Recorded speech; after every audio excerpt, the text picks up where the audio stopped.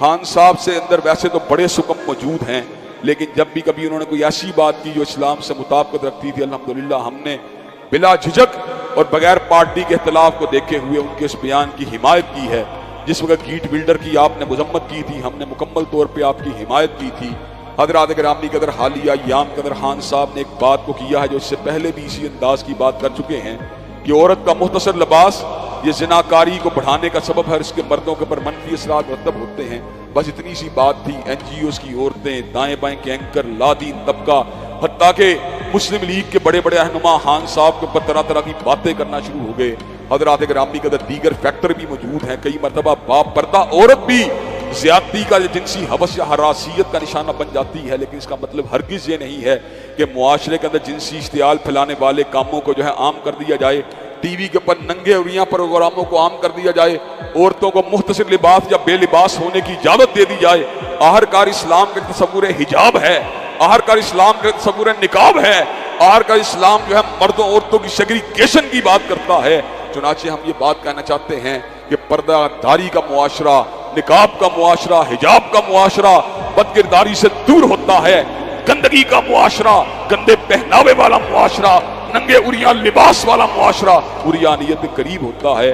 خان صاحب کی یہ بات 2+2=4 کی طرح واضح ہے، دن کے 12 بجے نکلے ہوئے سورج کی طرح واضح ہے۔ اب جسے سمجھ نہیں آتی وہ جان کے منافقت کرنا چاہتا ہے یا حقیقت سے نظریں چرانا چاہتا ہے۔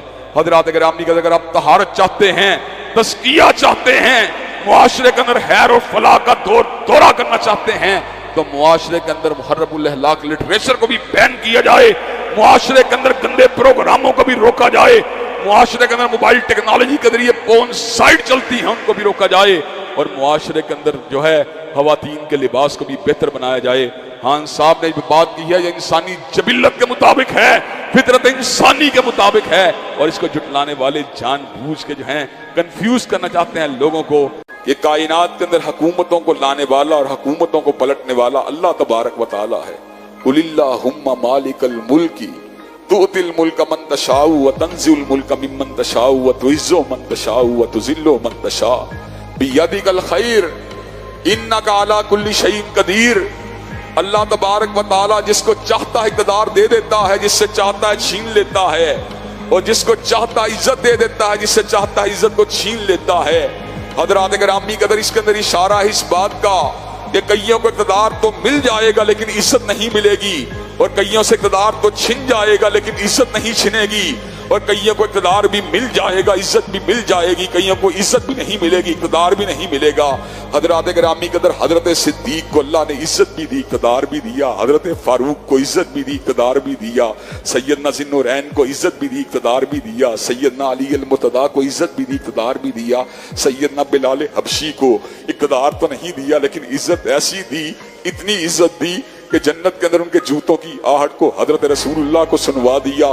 حضرت امام بخاری رحمت اللہ علیہ کو اقتدار تو نہیں دیا لیکن عزت ایسی دی کہ حجت اللہ فی الارض بنا دیا۔ حضرات گرامی قدر جس کو چاہے اللہ تبارک و تعالی عزت دے، اور جس سے چاہے عزت کو چھین لے، ہر چیز اس کے پاس ہے۔